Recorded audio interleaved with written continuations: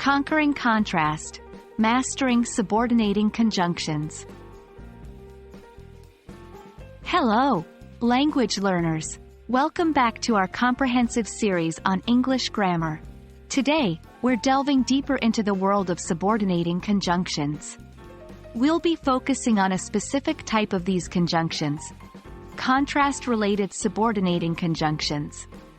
These handy little words help us create a sense of contrast or opposition in our sentences, making our communication more nuanced and clear. So, let's get started. Contrast-related subordinating conjunctions create a sense of contrast or opposition in a sentence. They join two clauses together, where one clause seems to contradict or challenge the other. It might sound complex, but don't worry, with a little practice, it'll soon become second nature. Common contrast-related subordinating conjunctions include although, despite, in spite of, whereas, and while. Here are some examples. 1. Although I love chocolate, I don't eat it because it's not healthy. 2. He was happy, despite having a hard day. 3. In spite of the rain, we decided to go out. 4. She is tall, whereas her brother is short. 5. While I enjoy reading, I don't like writing. Each of these conjunctions introduces a conflicting or contrasting idea, making the sentences more interesting and rich in meaning.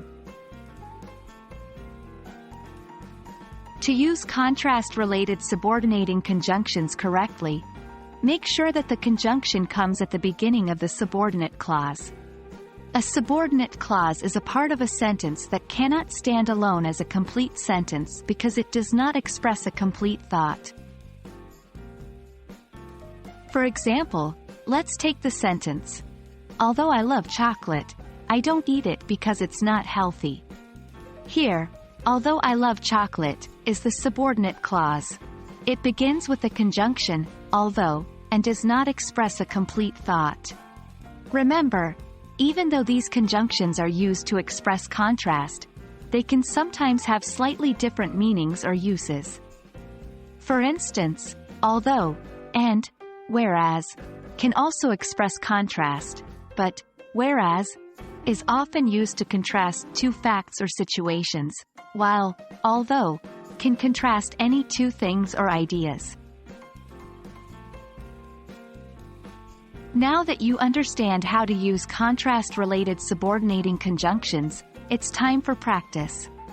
Here's a quick exercise for you. Fill in the blanks with an appropriate contrast-related subordinating conjunction. 1. Blank, I'm tired.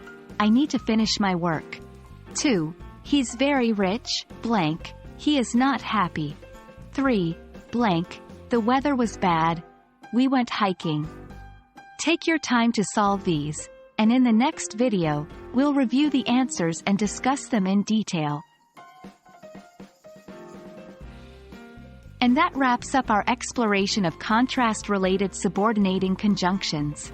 Hopefully, now you have a better understanding of how these powerful tools can enhance your English writing and speaking. Keep practicing, and remember, every new grammar point you learn is another step towards mastering English. Stay curious, and keep learning.